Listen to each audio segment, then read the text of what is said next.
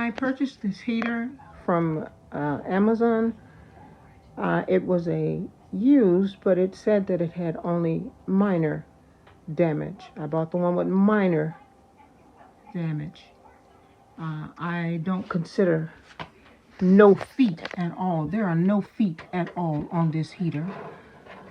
I thought there would be maybe some dents or something in it, but there's no feet on it at all to keep it up off the floor. So I'm not really satisfied with that. But other than that, there does not appear to be any blemishes, but they need to be a little bit more clear as to what they mean when they say minor. There's some type of damage to the package or something like that. That's not damage, that's missing parts. That's different. I don't appreciate that. Not a good thing.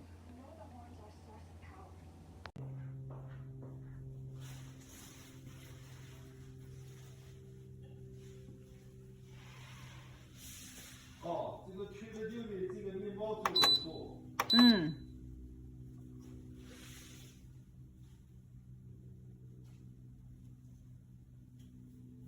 买过啊